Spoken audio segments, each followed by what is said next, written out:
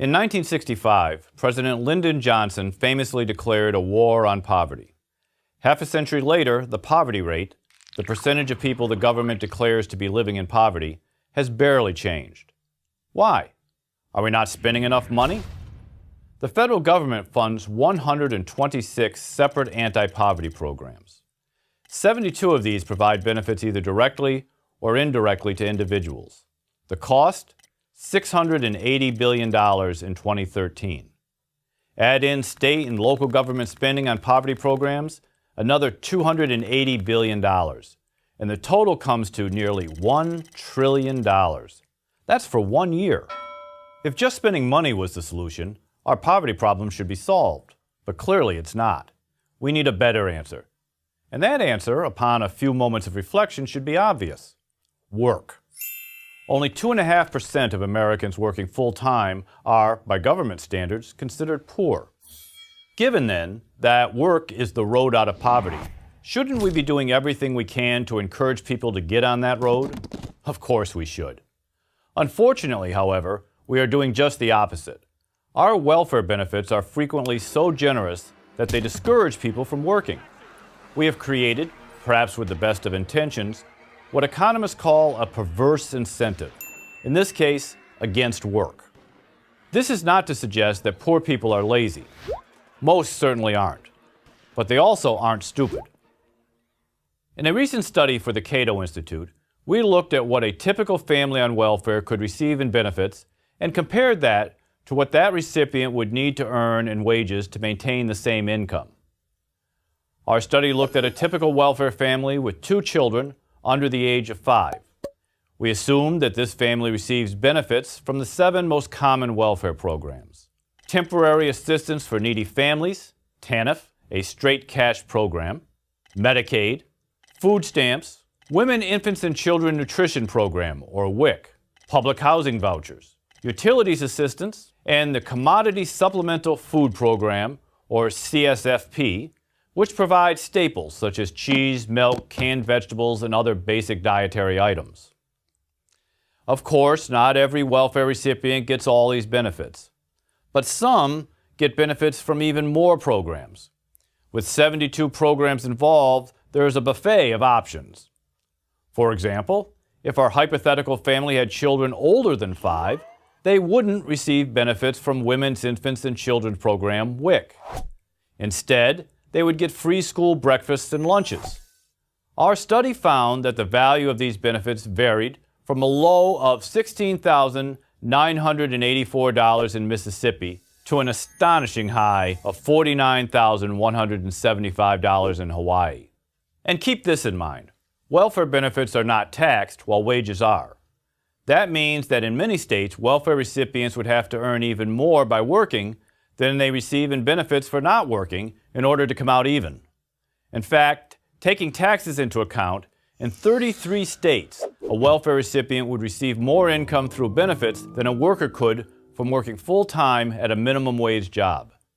In 13 states, a mother on welfare with 2 children would receive more in benefits than by earning $15 per hour at a job. And in the 8 most generous states, she could get more in benefits than by working at a $25 per hour job. And that's without having to get to a place of business at a specific time, having to work 8 hours, or deal with a boss and fellow employees. But don't people who receive many of these benefits have to be working in some capacity or at least actively searching for work? Not really. In 2009, work requirements, the centerpiece of the Republican Congress Clinton administration welfare reform bill of 1996, were severely eroded.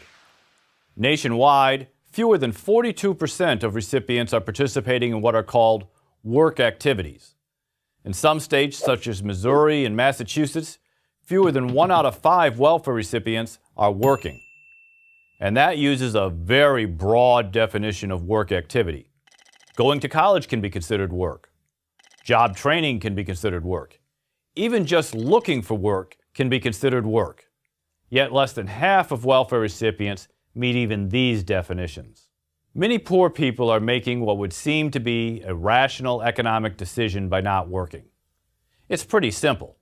If welfare pays better than work, why choose to work? But in the long run, that tempting choice is a bad one, because it will end up keeping those in the welfare system trapped in poverty.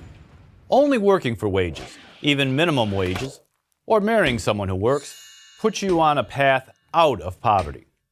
If we are serious about reducing welfare dependency and helping Americans climb out of poverty, we need to establish a clear policy preference for work over welfare. But our current welfare benefits are so generous that not working too often seems like a better deal. It is no wonder, then, that even after 50 years of trying, we are still losing the war on poverty. Yes, sir. What are we to do about the poor? Well, one thing's quit making them poor. You know, we declared war on poverty in 1965, and there have been some marginal successes. We've essentially eliminated poverty among the elderly with Social Security and Medicare. The poor are, what we've learned since 1965 is that poverty is not what we understood in 1965 it to be.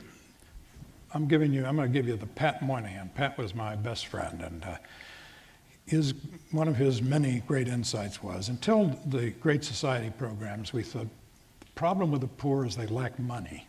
Give them money. Turns out in the 1960s, that's why, by the way, Sergeant Shriver, a great man who just died recently, was the first head of the war on poverty, was asked by a congressional committee in 1966, how long will it take to eliminate poverty? He said 10 years. It'd take us that long to hand the money out. Trouble is, something counterintuitive happened. Economic growth went up, unemployment went down, and poverty went up. What was going on? Well, we were learning that what distinguished the chronic poor wasn't that they lacked money, they lacked certain attributes called the moral, spiritual attributes essential to success in a free society.